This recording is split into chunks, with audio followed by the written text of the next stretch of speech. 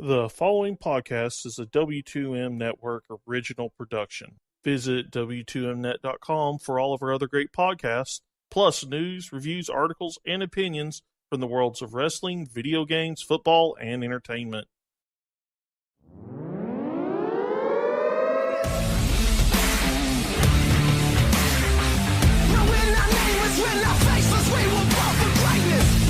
Wrestling to the Max. Monday Night Raw Review.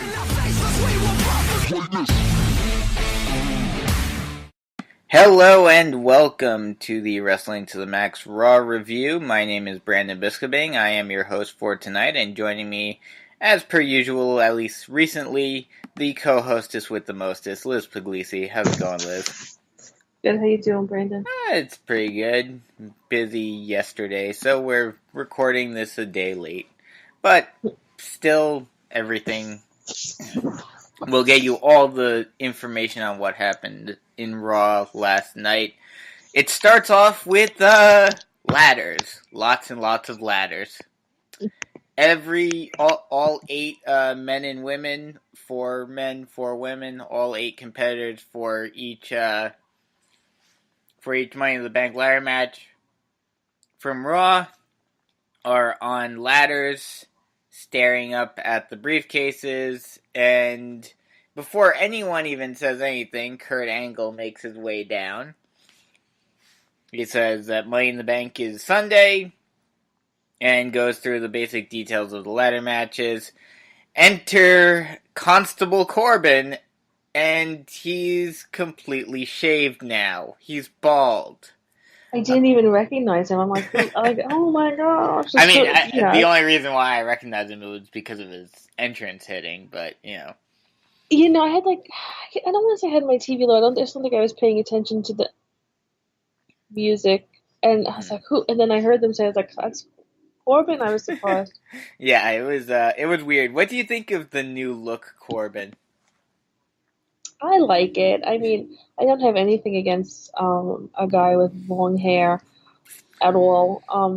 But his was so, it was so balding in the front. I think it was the right choice. I see a lot of people on Twitter like, he sold out, and Vince made him cut his hair. It's just ridiculous.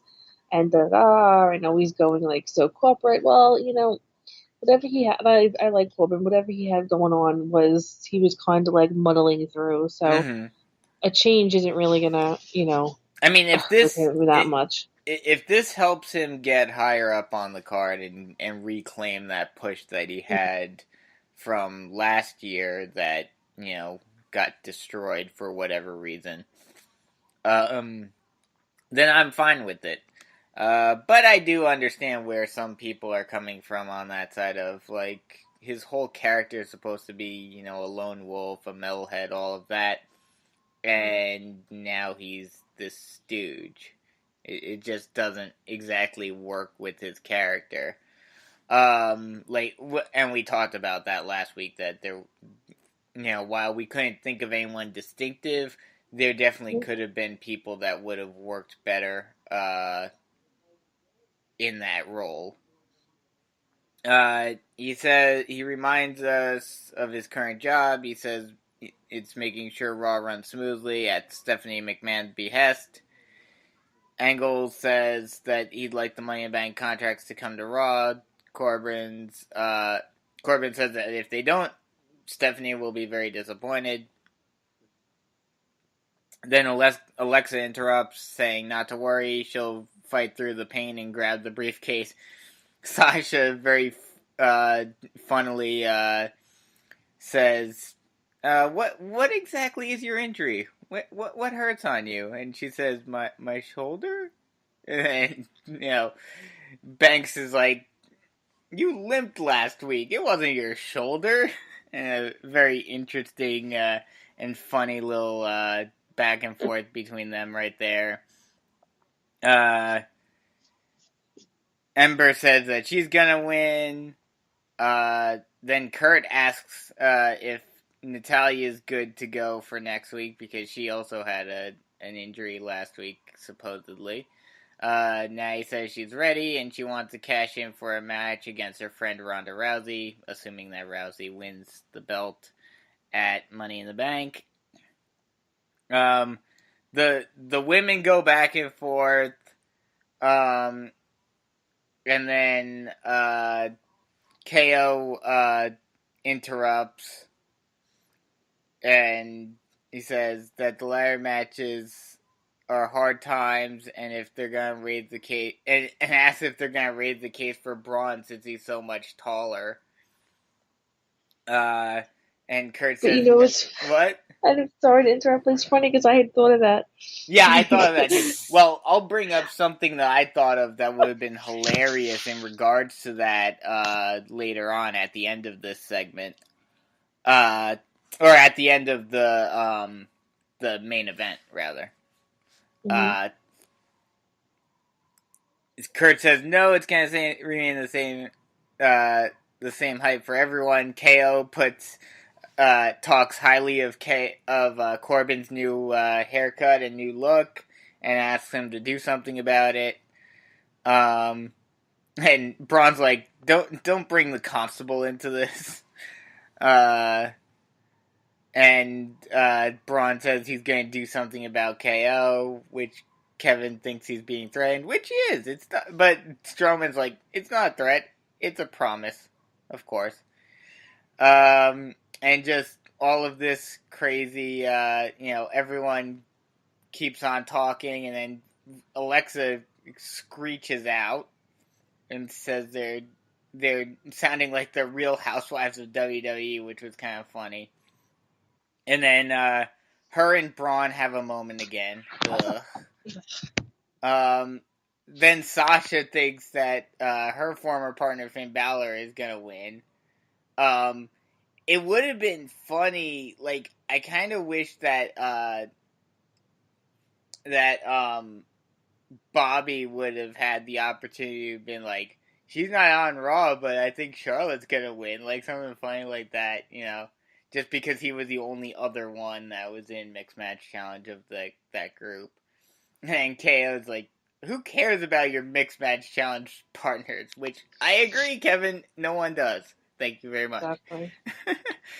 And then Braun finally yells through everyone, shouting at each other, saying that on Sunday somebody's going to get these hands. And that ends the segment. A lot of chaos, some funny moments. All in all, what do you think of this? I enjoyed it. At first when it first came on, I didn't realize that people were standing on the ladders. Bobby's ladder was pretty short, but props to him climbing up that with his robe on there. And but it was good. It was a lot more entertaining. It could have went south very quickly. Oh yes, and they did. It could have went south very, very quickly. And I was kind of hoping that even though it was the men and the women, they would just start beating each other with them. Mm-hmm. Or like someone like does a domino effect, like someone gets off of their ladder and pushes one ladder into the other, exactly. into the other. That would have been great. I really enjoyed Sasha and Alexa's what hurts, and she's like, more than I can hurt in more than one place, whatever it was. But it was good. Even the stuff with Baron and Kurt played well with it. And I know, leading into what happened next, I'll mention that. But yeah, overall it was really good. I thought it was a great way to start the last show before the pay-per-view. Oh yeah, it was a fun little moment. Now, here's the big question going into this, because I know like they haven't announced anything officially for the men, but they're doing some sort of summit for the women. How likely is it that we get something similar tonight? Well, we've said this a lot, especially since we review SmackDown, that they always have it always gets us in trouble. Yeah. They always have a corresponding, moment. Yep. So I don't know if they'll blatantly use the ladders again, but I'm sure that they will come into play somehow. They'll at least, have them around. Maybe then I'll get my ladder fight. Yes.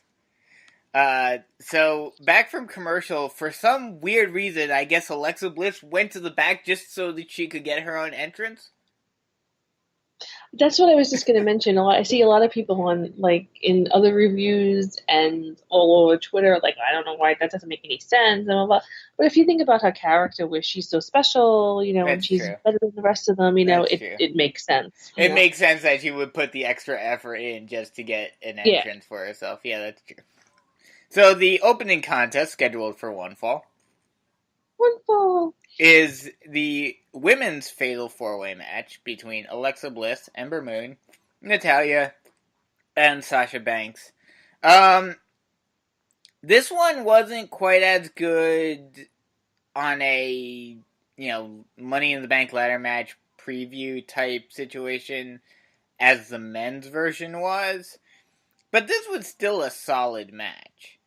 At the end, Natalya wins with a submission with a sharpshooter on Alexa, which probably means, well, considering who the two, one champion and one probable champion are on Raw, the likelihood of it being someone from Raw, I'm thinking, is going to be very slim. For both Money in the Bank ladder matches. But, can this pretty much determine that Natalya isn't climbing that ladder on Sunday? Here's the thing. I said that in the chat last night, and I think it's probably true that Natalya is not gonna win. I don't think she was ever going to win. Some people think that she's gonna win, and Ronda's gonna win, and then she'll turn on her. But I don't know. I don't. It might be, but I've never seen Natalya winning it. Yeah. No, I agree with that. Probably the best moment, at least, just for me, the best moment of this was when Bliss had a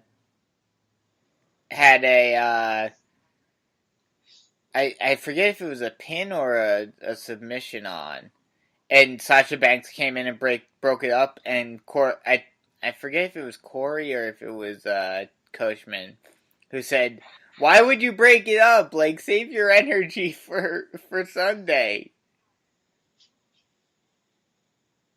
Yeah, and I agree. I think I said it in chat. I was you did. You did it. Like Sean said, like breaking kayfabe. And... Don't they know? Don't they know that if they lose, if they win, then they won't win on Sunday? oh yeah, that's actually exactly what you said. So yeah, you're breaking kayfabe and bringing in reverse momentum theorem in there. So I agree with him there. I completely agree with him too. I agree. I think that it was a pretty solid match. I have to say, my feeling on multi-men women matches there. I actually enjoyed it. I paid a lot of attention to it. I think it had a lot of great spots. So they didn't have a lot of that. There weren't a lot of moments where like it slowed down. It kept its pace pretty well. Yeah. So following that, we get KO coming in into the locker room with Finn Balor in it, and offers him some olives in lieu of an olive branch, which was kind of funny. Excuse me. Finn takes the bowl and tells him to get to it. Owen says, we need to team up. Braun is the big man in this match, and we need to take him out before we go anywhere else. And he says, hey, we both are former Universal Champions who never got our rematch. If Braun wins, and he cashes it in, he could be holding the title forever. Balor doesn't give him any distinctive answer here, but, we'll talk about this further later on. Coming back, we got a tag match player scheduled for one fall. One fall. As Breezango faces Dolph and Drew. We kind of saw this coming from last week after Breezango were the ones who eliminated Dolph and Drew. Nothing crazy. It was kind of surprising actually seeing Breezango get a little bit of offense in this match, but Dolph and Drew do win the match with the Claymore zigzag combo on Fandango. What do you think of this match? Quick match. I mean, you've kind of figured out that they were going to, win going in. I was glad to see the Fashion Police. They should either just call them Breezango now and drop the Fashion Police, or because they have Fashion Police on the screen and it says they're saying Breezango. Makes me nuts. Yeah. So, but no, I was glad to see them actually get some offense in. They don't deserve to, job out, every match or every, whatever. I don't know when the move I liked the best was when Drew used Tyler to smash into. Oh yeah. to Fandango. That was pretty awesome. So one. Close to his head and neck, though. Oh my gosh.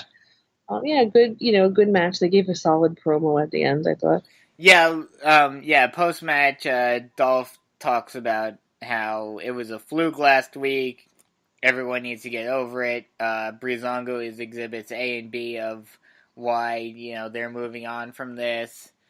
Some people question their ability, their alliance, and that's a bad move. Unlike everyone else in the back, they're not just hype.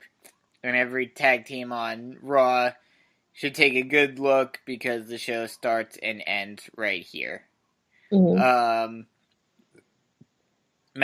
says that the future lies in their hands because they're not just here to take over, but to save the tag team division by taking every other team out. So, I mean, this is a good way for them to kind of restart their push after,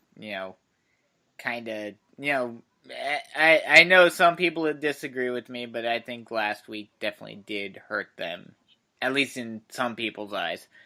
So this is kind of a good way to get them back on the right track. Yeah, I'm not in the camp of, it hurt them. I guess I was hoping that there was a bigger picture and, maybe we've seen, the start of it. I'm not knocking Matt and Bray. I, like them both. I don't see them as like this serious tag team for some reason. Well, but see, that's the issue though right now with Raw, and this has been an issue for a while now, is that they're really like the only really truly, well, I mean, with the exception of Drew and Dolph now, but the only really serious tag team that I can think of on Raw have been completely and utterly buried. I mean, it doesn't help that, well, the only two serious tag teams have both been completely and utterly buried. And with one of them, it didn't help that they kept on getting injured. But still, serious tag teams aren't used very well on Raw. For whatever reason. Vince likes using tag teams as comedy gimmicks. And I hate to say it because, because all of these teams are legendary and everything. But this isn't a new trend, actually, if you really think about it. I mean, New Day is a comedy gimmick. And they were the longest reigning tag team champs. APA, New Age Outlaws, even Dudley Boys with Diva, Get the Table, and all of that. Edge and Christian were comedy originally. The Hardys, they were mostly serious, but, they had some comedic aspects as well. A lot of the tag teams have been more comedy than substance. Yeah, no, and I think some of them can, I think in terms of a team like, New Day, the comedy, I mean, they need to get rid of those damn pancake things. IHOP did. It's time for them to get rid of I really hope that they do something with that now. Yeah, I really hope like the briefcase is like full of pancakes or something. I don't know, but they do need to reference the IHOP thing because No, that's just that's crazy. what I'm saying. Like they need to No, reference I the fact know, that but like I IHOP was got having rid of the pancakes. I was having a different thought when you were saying that, and it was just hysterical. Um, but like somebody like New Day, can pull it off because they have the background, Mhm. with them. So like the fans tolerate it, and that they have a huge presence on social media. So I think it almost balances out for them, although they're like just about jumping the shark if they haven't already. But yeah, it doesn't work for all the Yeah. teams. Everybody just looks like a clown, and it's a shame because there's so much talent there. Mm-hmm. After that, we get Roman Reigns interviewed backstage about his match against Jinder Mahal. He's not surprised. Jinder's an idiot and he doesn't listen to anything he has to say. The only reason he's not in the Money in the Bank match is because of Mahal, and he'll never have the opportunity to cash in on Brock and take what's his. Everything that happens to Jinder tonight isn't free because he's earned this ass whooping. Very nice. Coming back, we get we get a quick little thing about and I'm honestly surprised that they did this so quickly, because especially with how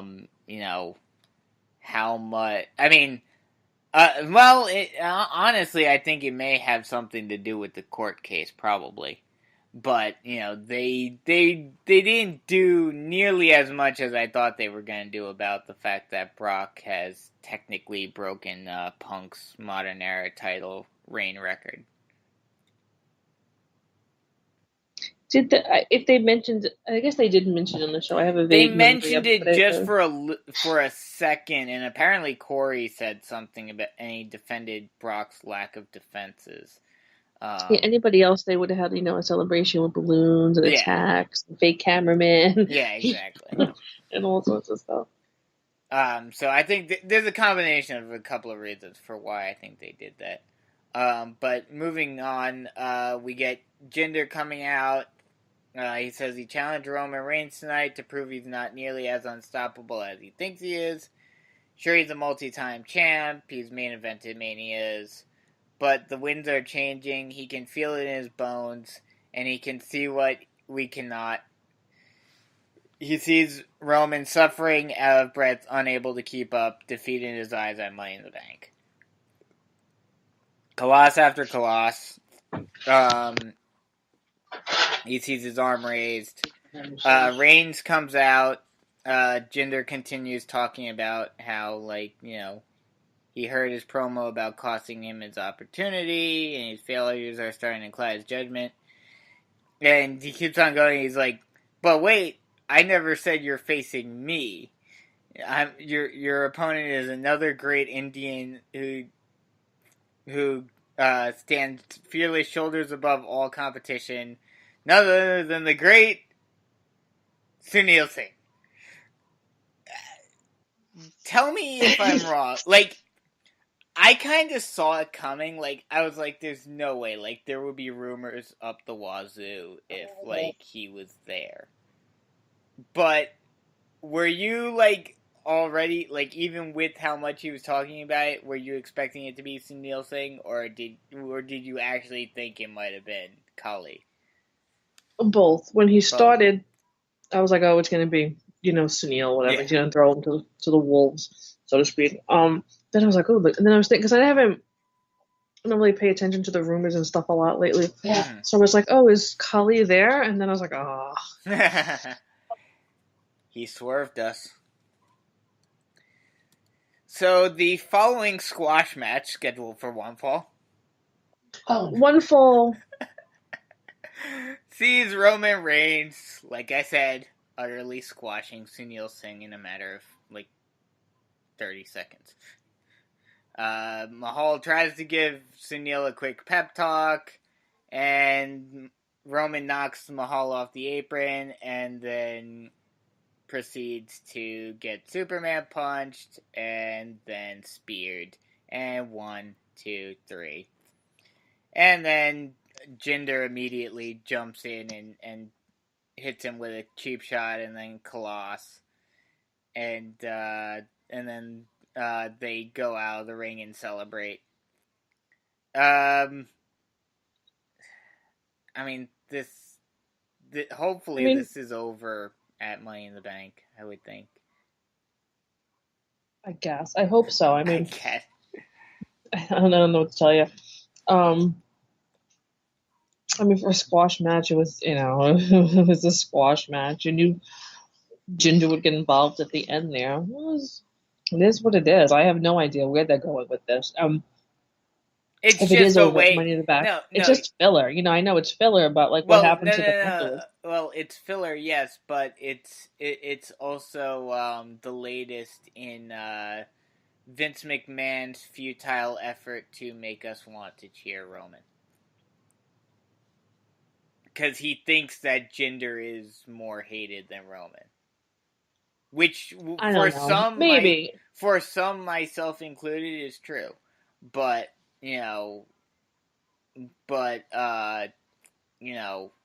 it's just another moment of, he's trying to give Roman an easy win to get some momentum back after, the Brock shenanigans, and trying to get some more cheers on his side. I don't know. Maybe. I don't know if I buy into that whole thing, so much. I mean, they're two more guys that you have to do something, with. I don't hate either one of them. I don't know. We'll see. Hopefully they'll each end up in a program that's not too horrible for anybody. Yeah. Yeah, we'll see where they both end up. Following that, we get the next match scheduled for One Fall. One Fall is a tag match player as B Team versus Beauty and the Man Beast, and this was another quick one with the B Team winning by pinfall with the back suplex neckbreaker combo on Heath Slater. And the real story here is B teams are doing their crazy celebration, and then the lights go out, and we see the Leaders of the World in the dark room applauding their match. Matt Hardy says that this jovial jamboree that these mendacious monkeys are partaking in is wonderful. Bray gets real serious and says, "We're here," and they come out on the stage. Matt congratulates the obsolete mules on trying to prove themselves worthy suitors, but they're omniscient. God damn it. I can't pronounce it. And Wyatt tells them they're surrounded by the woken fireflies, and they're always watching. That's how he knows their insides are burning like the river Styx, and that's fear he put into them to remind them that they bought the ticket, now they have to take the ride. Hardy says the game is afoot and calls them obnoxious ants that will be eaten and deleted. What do you think of that segment? I would have actually liked to see more of a match. Heath and Rhino. I mean, it's pointless at this point. The two of them. I loved Heath's shirt that Rhino made him. I would like to see the two of them get a more serious, run somehow. Heath is definitely one of those guys who's, I guess, I won't say loyal, but goes through it. Has stuck, with it. Doesn't. I don't want to say he's more deserving because he hasn't badmouthed the company or anything like that, but he has been, been there. And there's going to be some interesting things in the background here. But I don't know. The post match was good. I was like, oh, maybe Brandon and I will get lucky and he'll mention them being related, but it didn't happen yet. I was It's hoping it. coming. It's coming. I was like, okay, if he does, Brandon and I are gonna like start the show off with this because that's gonna be great. But no, I mean the two of them, pretty good. As I mentioned earlier, it's hard for me to. It may sound weird, but I see them more as a faction, than a tag team, if that makes sense. But it was good. It'll be interesting to see what happens between the four of them. I think the four of them can give an interesting match, but I definitely think it'll end with them joining them. See, that's the thing about that, though, is if that is indeed the end game here of them joining, if with the B team joining the Deleters of Worlds, wouldn't it make more sense for them to do another deletion? Probably. I mean, I can at least see Bo turning on Curtis, but I'd hate to see that happen because then Curtis is just going to get, stuck in doing nothing again. Yeah. But, I would have liked to have seen, because, I'm assuming they're not going to film anything for a pay-per-view. Well, then again. Wait, was that on a pay-per-view, or was that on Raw? Or that would have been... No, yeah, that was on a pay-per-view, the House of Horrors match. I don't remember. But they could do it during the pre-show. That's true. So, I would like to see this either, end in a way that we get a second match and another deletion match, with them ending up going into the Lake of Reincarnation and thus becoming more Deleters of Worlds. But if not, as long as they join them, I'm okay with it. But I do want to see another match at the Hardy compound. Yeah, it'll be good. Yeah. Poor Cole will, be more confused than ever. Oh, God. I mean, it's just kind of funny just to hear how stupid he is. We have Elias in the ring, ready to sing us a song. He plays a few chords and then tells everyone to remember this moment right now because they're seeing a once-in-a-lifetime performer, and also in his final moment without the Intercontinental Championship. Money in the Bank, Seth Rollins will find out that WWE stands for Walk with Elias. He launches into his usual spiel about being quiet. He sings about Rollins having the worst nicknames and being a disgrace to Raw, while also running down Little Rock, Arkansas. Then he finishes up, takes the guitar off, and pulls out another guitar with his name and the Intercontinental Championship belt painted on it, given to him apparently by John Mayer. And he says, I'm not going to bless you with another performance tonight, but he pledges to hold the guitar when he's got the title around his waist. Seth Rollins comes out, and Elias escapes, but stupidly leaves the guitar in the ring. And Seth asks him when he's gonna stop being such a coward, and says he's not that hard to find. He's in the same spot every Monday night, right in the middle of the ring, with the title on his shoulder, begging for a fight. All he had to do was ask. And he says the worst part is he really wants to like Elias. He could be a hit maker. He could do it all. With the spotlight, the songs, the guitars. And then he looks at the guitar, and he's like, let me see, let me get a closer look of this. Says, it's very nice. I'd hate it to go to waste. and then he's about to do a charity auction for it, and Elias tries to put in a bid, and he's like, no, I couldn't do that. And then he keeps on going, he keeps on talking about how nice the guitar is, fakes out a stomp. Elias is like, no, no. And then he tells the crowd, I'm not very good, but I do know one song, and with three words, and everyone says it, burn it down, and blackouts of the guitar, breaks it, and then Seth, pretends to play it for a bit. Very long segment. What do you think of this?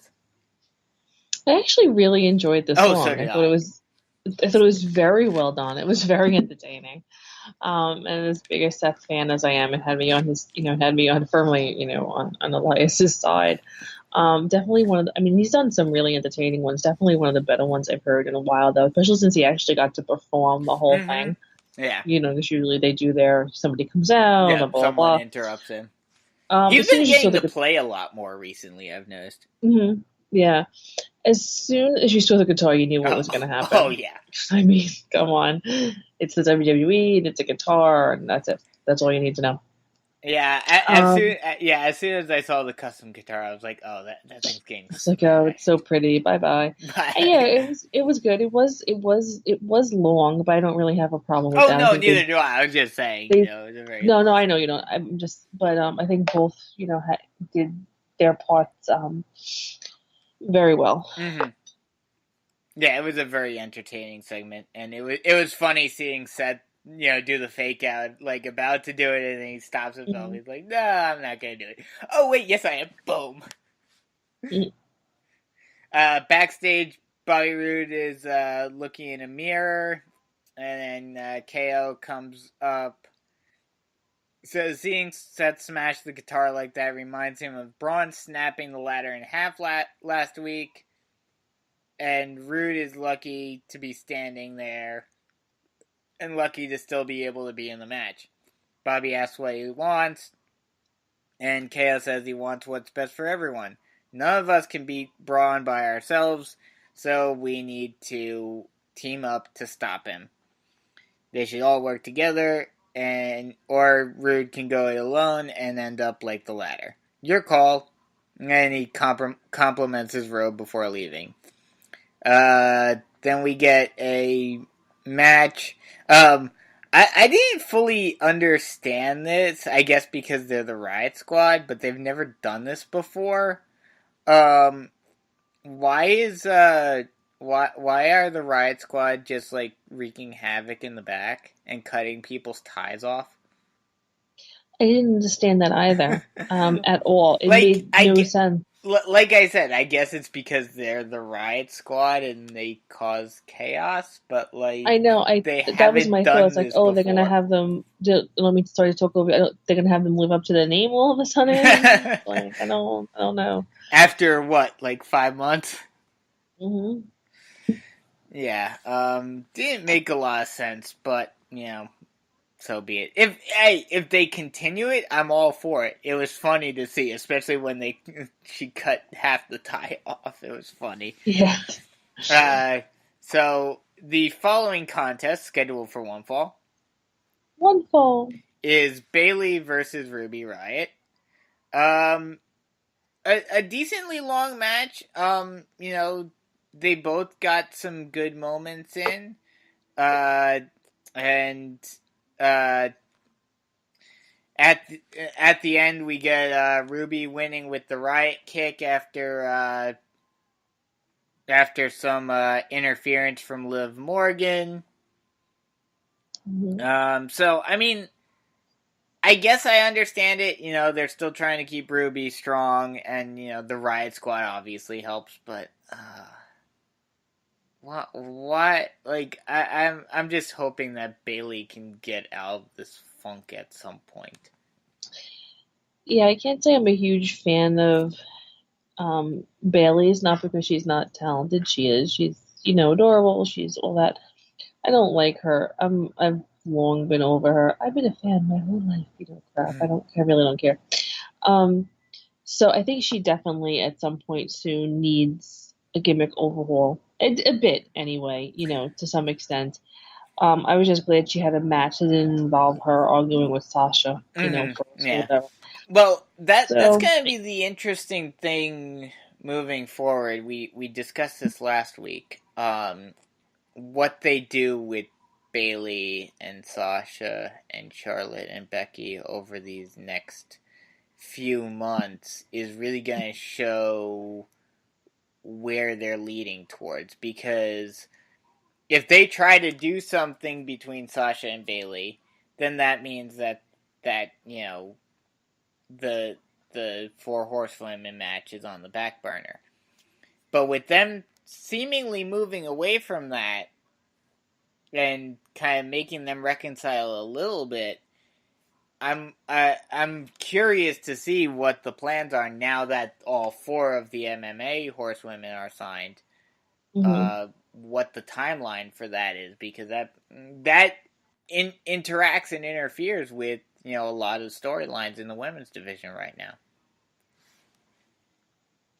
I think it's one of those things where, they don't have a plan. Yeah, they don't really know what they're doing. And they're winging it. They're Mm-hmm. focusing on the women's Money in the Bank and who's going to win that. And there's the whole Ronda Nia thing and Ronda in general. So I think there's like 2 or 3 things that they're focusing on, but they're not looking at the larger picture. Yeah. Oh yeah, I would have to agree with that.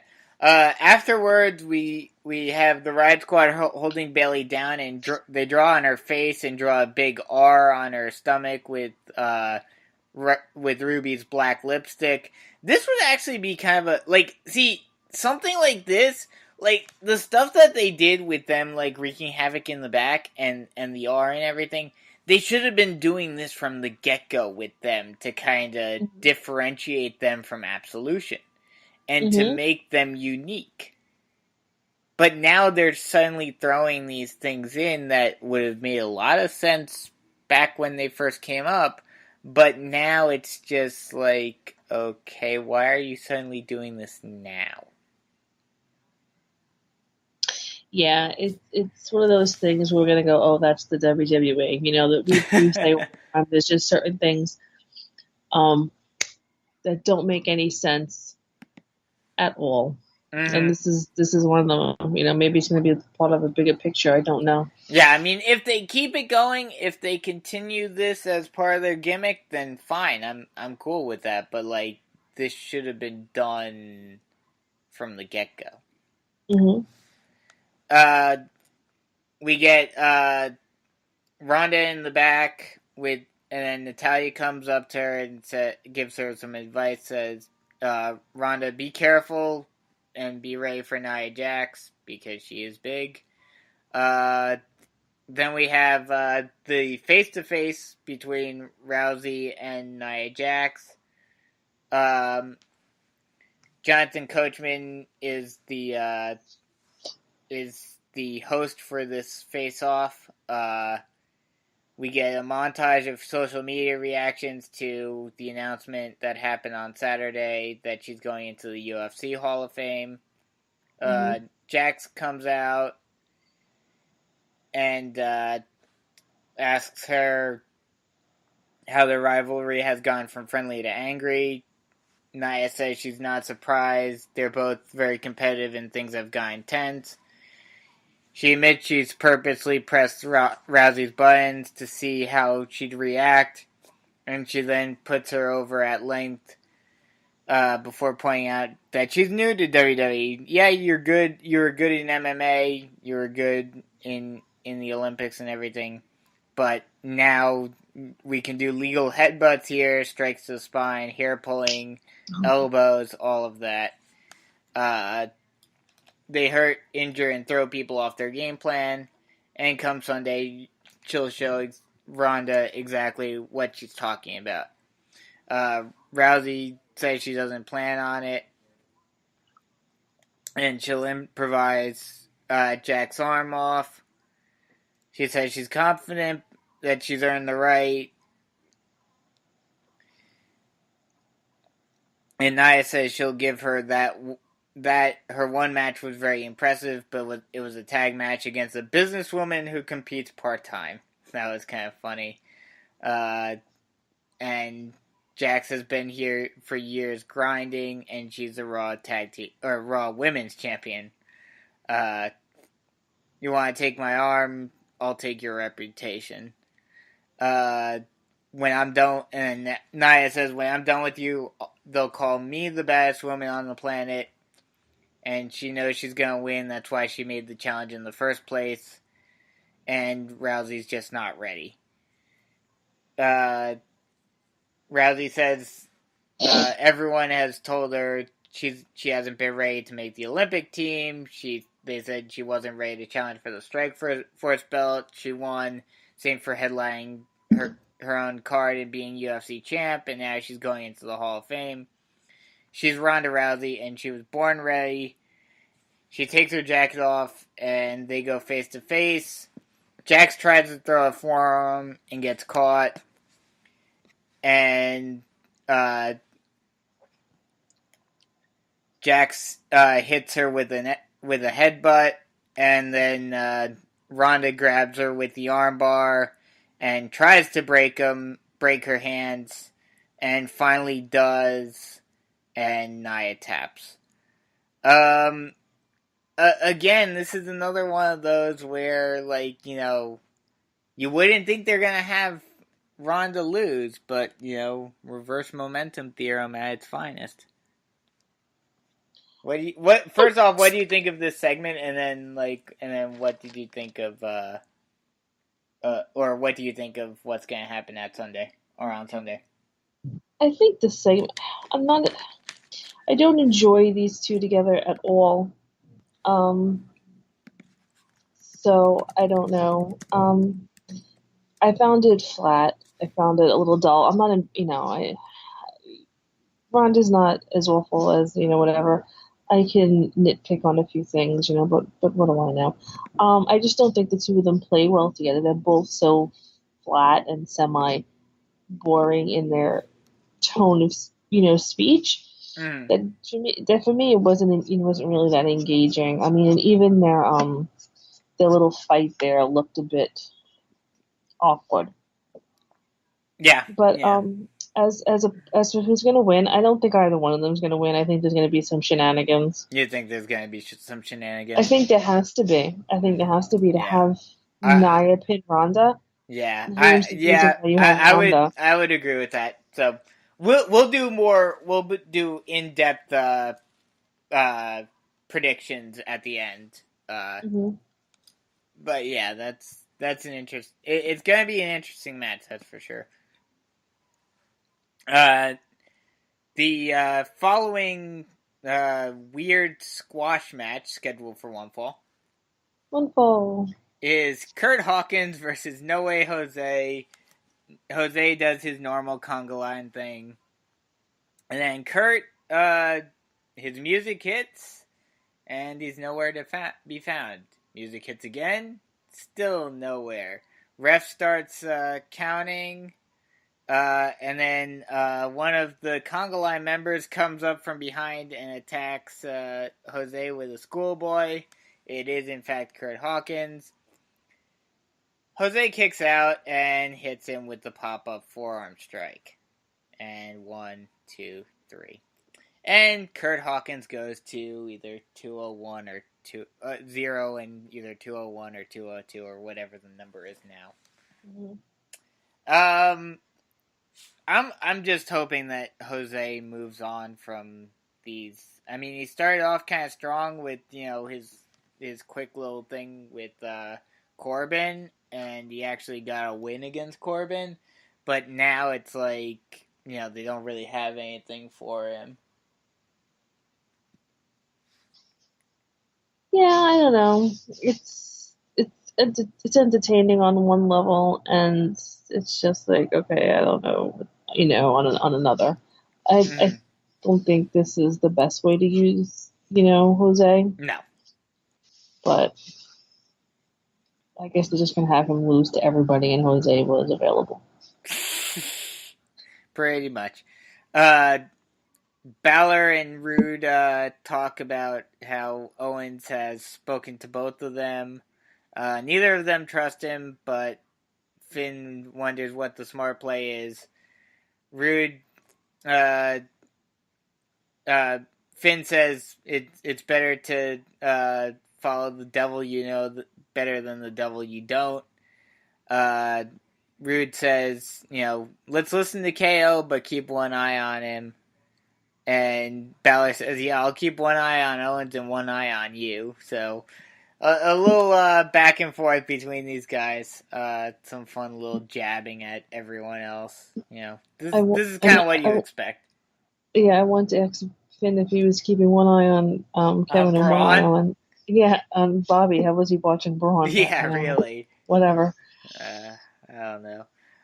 We get an obstacle course set up as we go to break. Renee Young is interviewing Sami Zayn. He says last week all he did was ask a simple question if Bobby was ever in the army, and he got bombarded with people sending pictures and records, but he can't verify any of those claims. The only way Lashley can prove it is by doing this obstacle course faster than he can. Sami talks about what each segment is. First a tire flip, then low crawls. And he says that's where I think Bobby will start to fail because he's 265 as compared to my 213 pounds of cat-like agility. Very funny, Sami. Then the three sisters wall jump and names them each by one of Bobby's three sisters. Ugh. We have to continue with this. Then we get the monkey bars, or what soldiers like to call the horizontal ladder. And then the rope climb, and then there's a bell at the top. He says Green Berets can do it in about 2 minutes, and imagine how fast Sami can do it with everyone cheering on. And when he wins, he'll dedicate his victory to the country with the greatest military force on earth, Canada.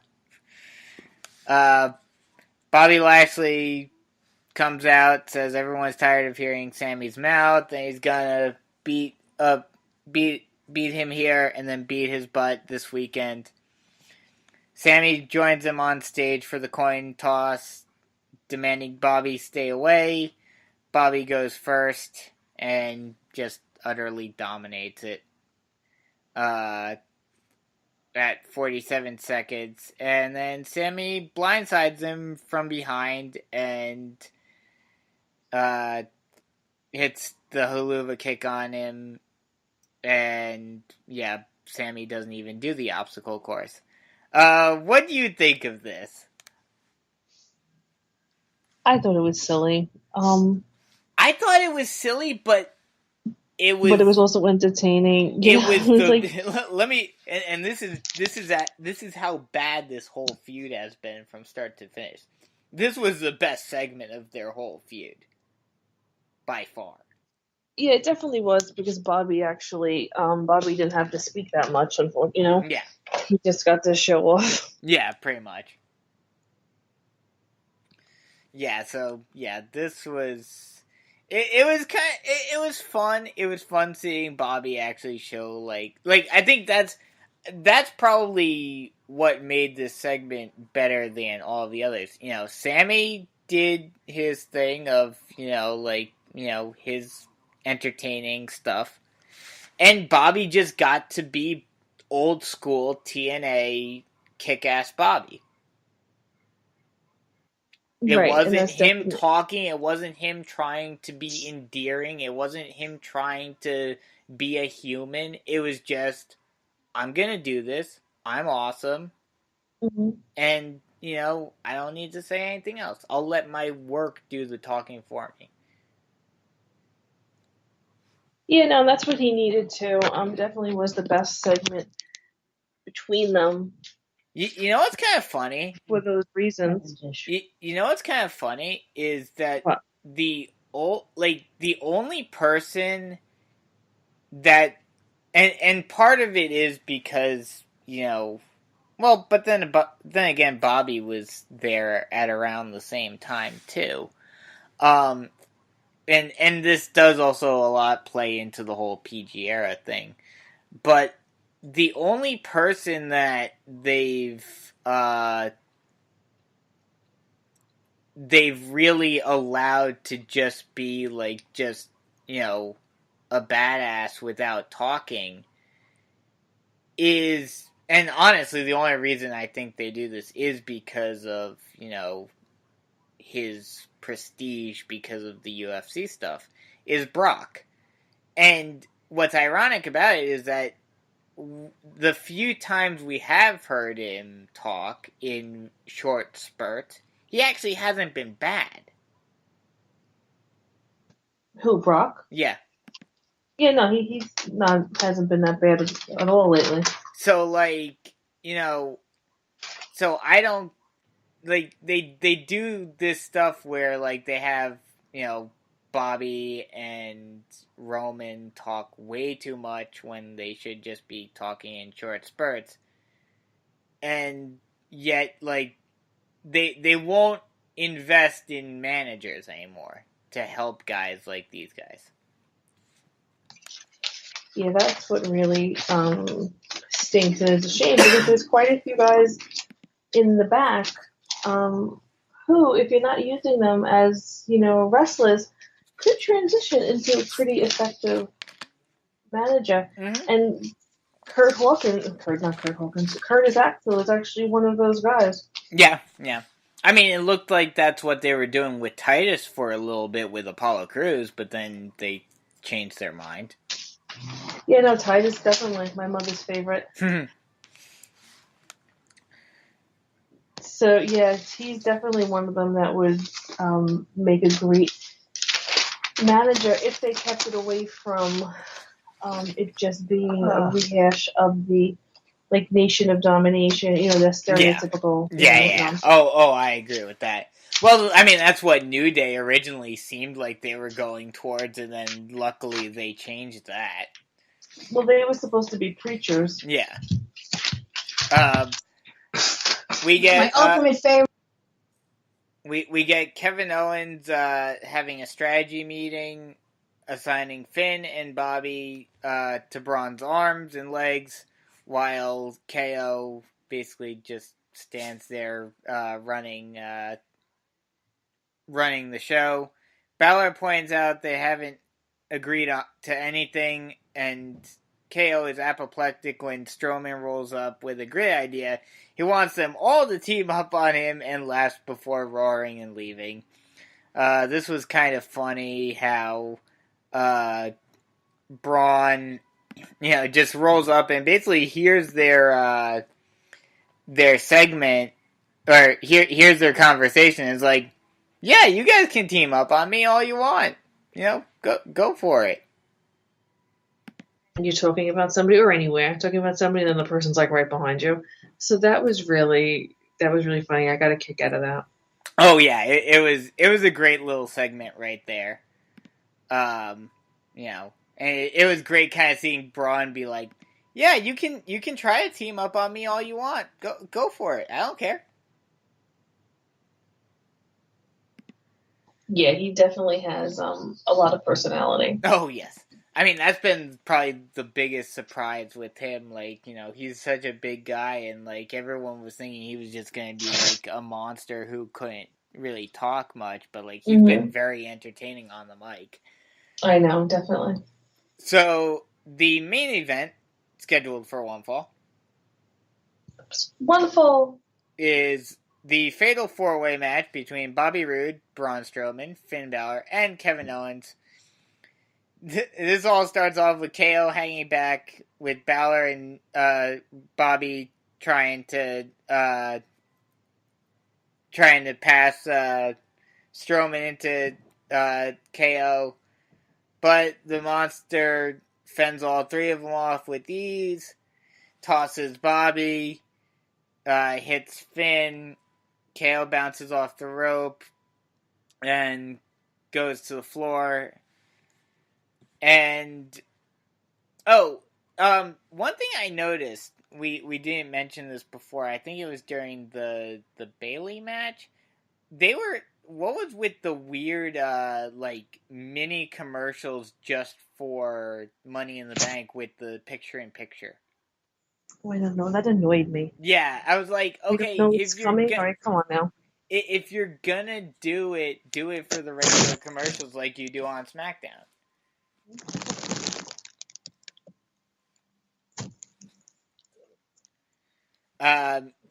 What? I was gonna say, I guess they thought maybe we would forget that it was coming up. I don't know how they mention it. What, like every 15 minutes or so?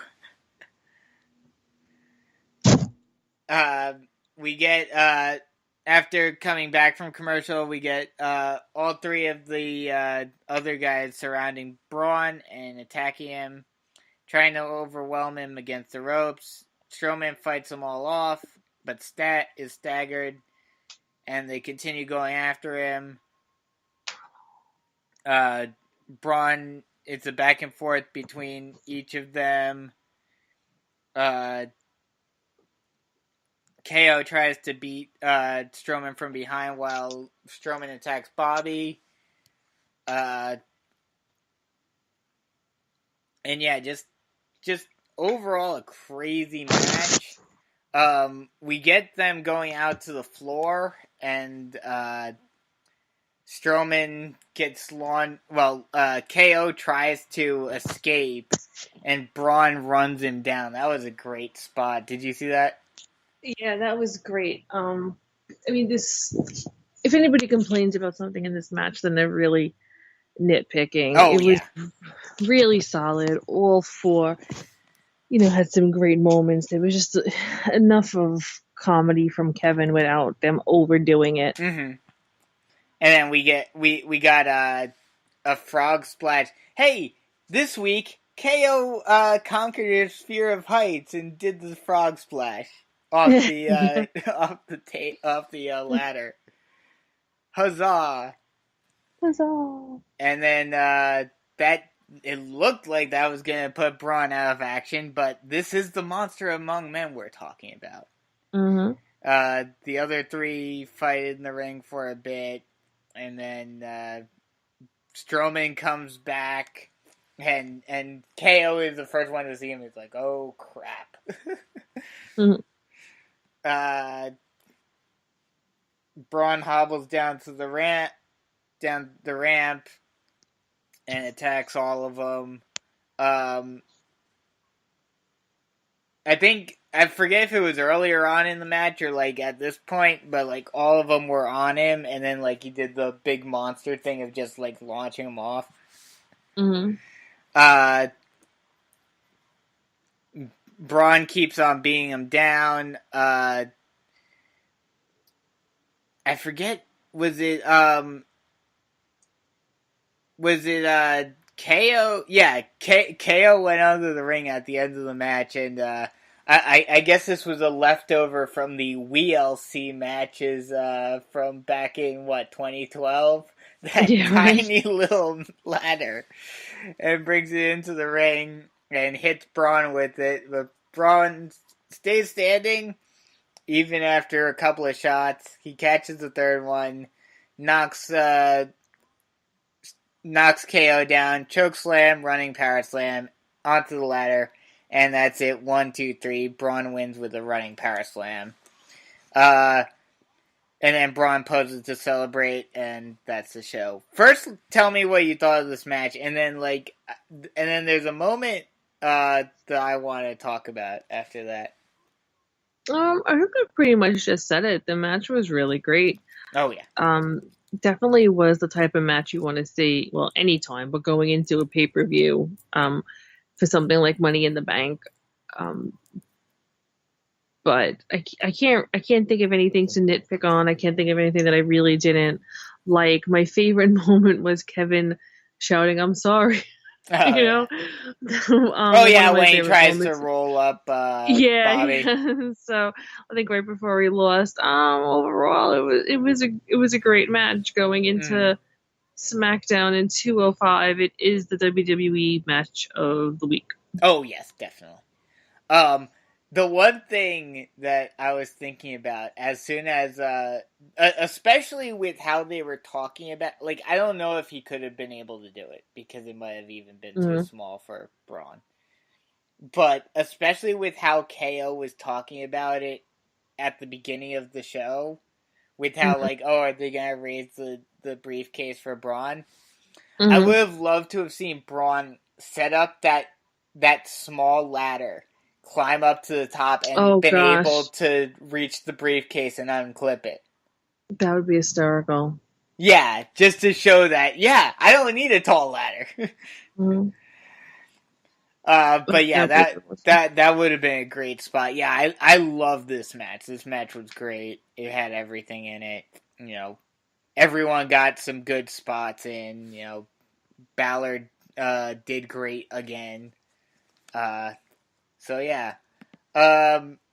Let's do rating first, and then we'll do our predictions for Money in the Bank. So rate 1 to 10 on this. You know, because since it was the best go home show, and I hate that phrase, I've never really understood it. Go home show to a pay-per-view we've seen in a long time. And it actually, for the first Raw in a while, that has really like kept me engaged. I did miss like little bit things here and there, but it's not Raw. It's just that from like 8 to 11, I'm actually like really busy with, you know, life stuff every night. So it's not at least this week, taking it away from the show. I am going to give it an 8. Yeah. I think I'll give it an 8 as well. It was a very entertaining show. You know, like I said, the obstacle course was the best segment that they've done between this whole Bobby and Sammy thing. The opening segment was a lot of fun. The women's match was good. You know, everything was just solid. I can't really think of one, you know, really disappointing segment in this. No, I mean, even the stuff that wasn't my favorite, the Nia Ronda stuff or whatever, it wasn't bad. I mean, even that was good. I like that. Yeah. No, that's what I'm saying. It wasn't the worst thing ever. Yeah. You know, I can't trash it. Yeah. Maybe it wasn't my favorite thing, but it wasn't horrible. Yeah. One word review. I'm gonna go with pleasing. Okay. I'm gonna go very similar, pretty much the same word, only completely different. I'm gonna go with satisfying.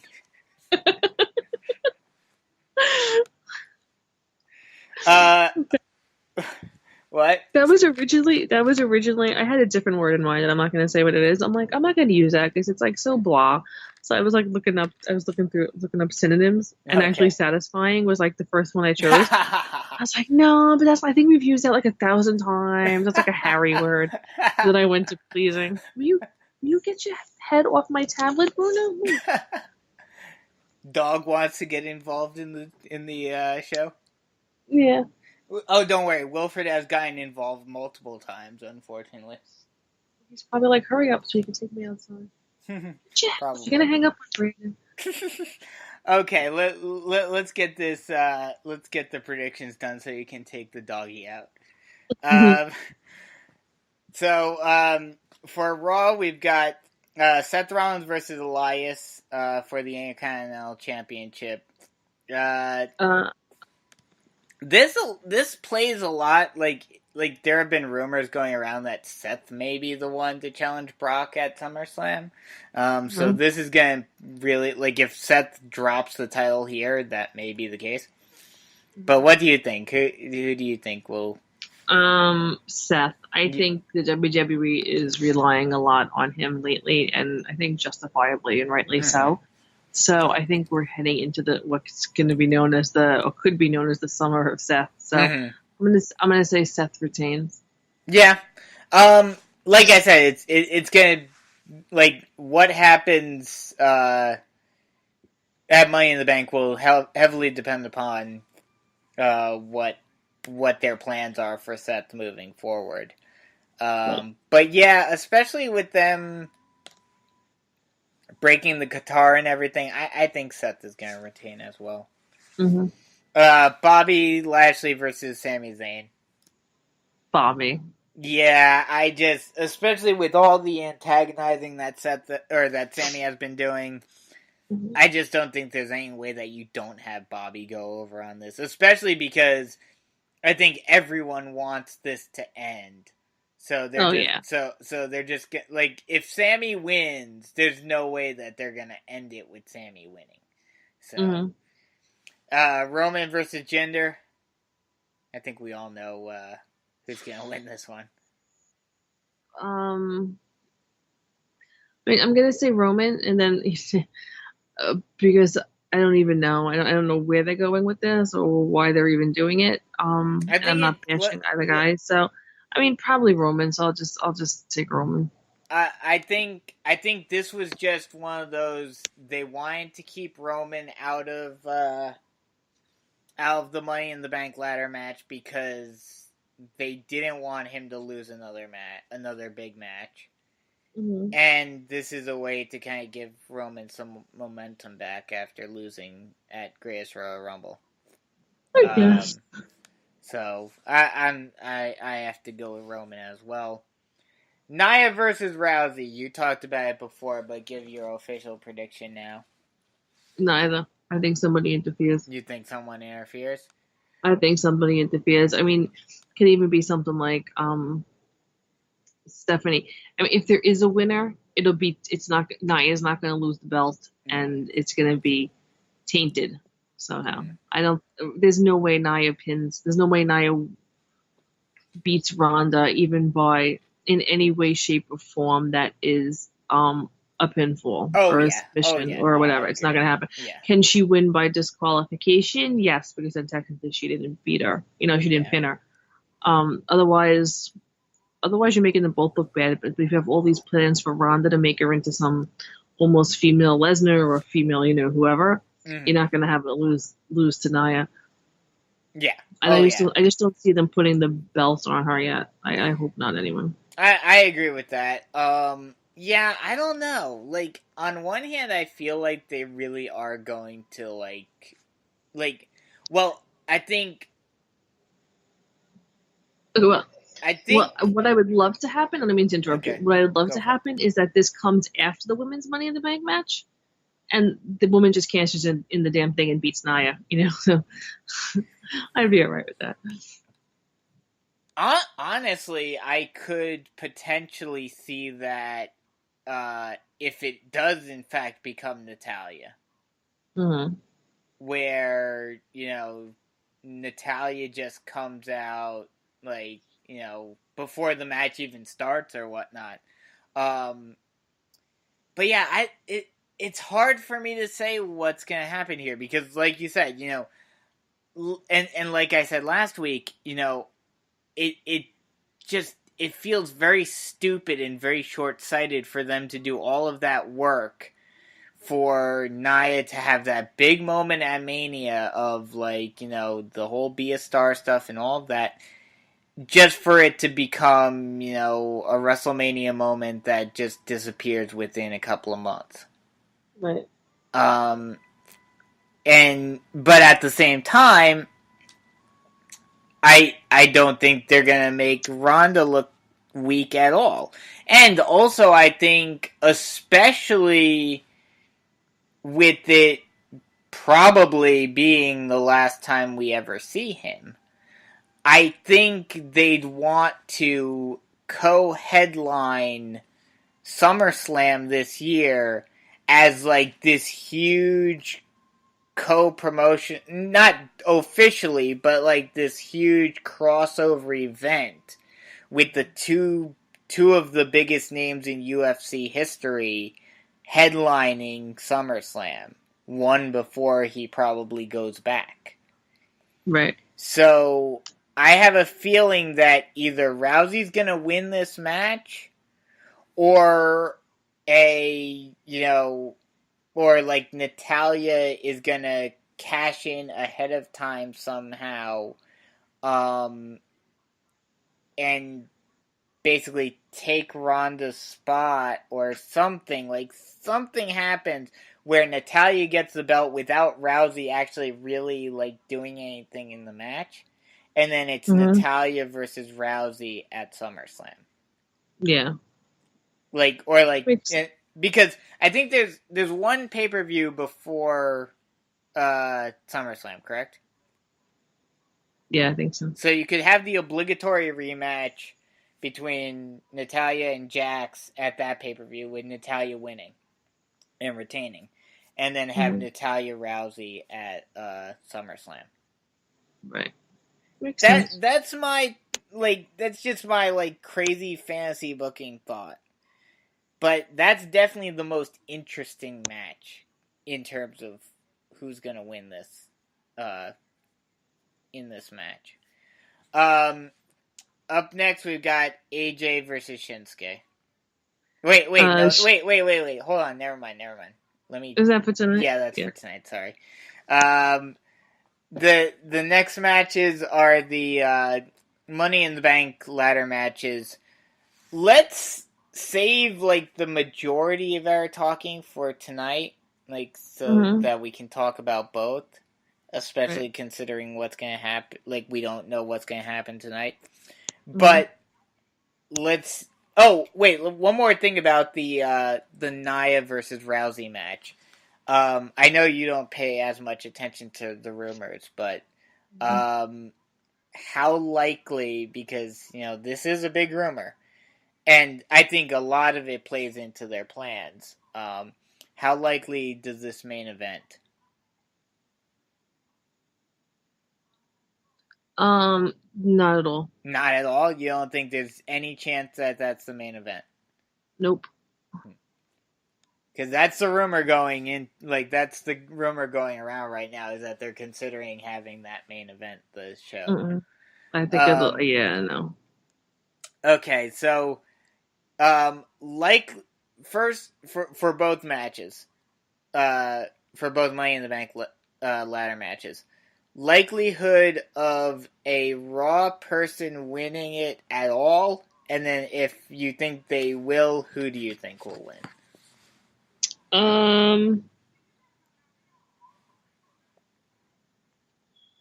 I think no. I don't think a Raw person's going to win because, and I'll give you this. I'm going to mention my prediction now, and I'll mention it tonight and talk more about it. Of course, I think Shinsuke's going to win because you either have to have him win or whatever, or just go finish this AJ Shinsuke stuff, which has been great for the most part. But come on, it has to end. So I do think Shinsuke wins. So I think a SmackDown person is going to win to try to mix things up there. Okay. Well, I think a SmackDown person's gonna win the men's one as well, but for a completely different, for a similar but completely different reason. The fact that the title is actually there on a regular basis makes it much more intriguing having someone have that briefcase. Whereas on Raw, where the how are you gonna have any sort of intrigue about the briefcase if the champion is never there to get screwed by it, Right. Yeah, no, I agree. And then for the women, any chance of a Raw person? I mean, we already talked about it a bit, women. I'm not even gonna.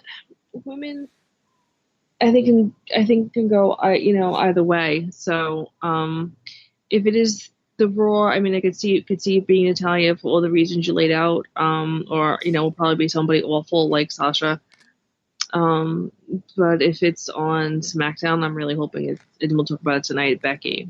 But I think the women's Money in the Bank is more 50-50 chance than the men's. I'll definitely agree with that. But honestly, now that I think about it, it's kind of funny. We were talking about it earlier that we were saying there was no chance. But honestly, out of the Raw people, I think the person that's most likely to win it would be Natalya because of the story between her and Rousey. Yeah, it makes sense. It would be nice that, everybody be proven wrong. Like, oh, she won today. We're not doing it. That she's not going to, Yeah. She's not going to win. Yeah. So that just about wraps it up for us here. Be sure to tune in later tonight for, well, tomorrow morning, really. Tomorrow midnight and whatnot. For the SmackDown Live and 205 Live reviews. So for Liz Pugliese, I'm Brandon Biskobing saying so long, and we'll talk to you later tonight. Okay. Okay.